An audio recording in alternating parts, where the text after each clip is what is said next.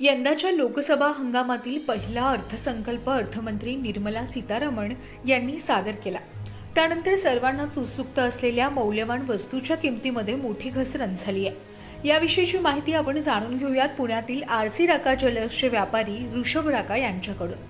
पुणे शहरासह राज्यातील सर्वच शहरात गावात सोन्याच्या दरात मोठी कपात झाली आहे।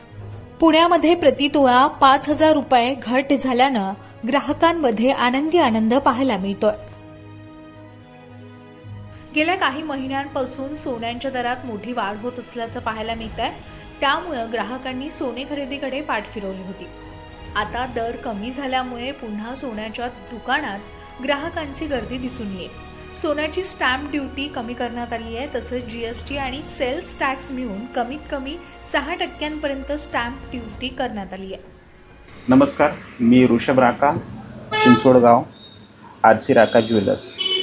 ॲक्च्युली काल झालेल्या कम्युनिटी मार्केटमध्ये जे रेटची घसरण झाली आहे त्याच्यामध्ये कम्युनिटी कस्टम ड्युटी 6% करण्यात आली आहे। त्याच्यामुळे रेट घसरण्यात आलेली आहे आणि इन फ्युचर थोडंसं सोन्या चांदीच्या जीएसटीमध्ये उद्या काय होतं आहे थोडंसं आत्ताच लगेच सांगता येत नाही आहे।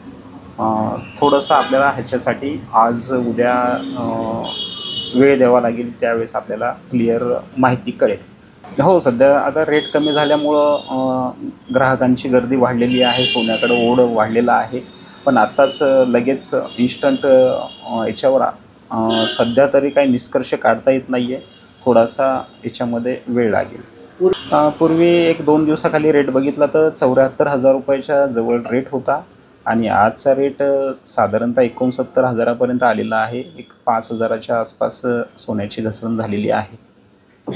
येस, थोडंसं हे गोष्टी अपेक्षित होत्याच, कारण जसा रेट वाढलेला आहे, ज्या पद्धतीने रेट वाढला आहे हे कुठंतरी कमी येणार आहे असं आम्हाला वाटत होतं आणि त्या पद्धतीने कमी आलेलं आहे।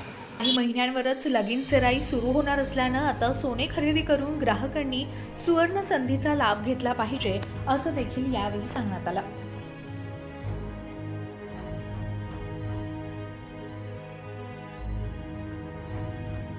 प्रतिनिधी शिवानी धुमाळ, न्यूज 18 लोकल, पुणे।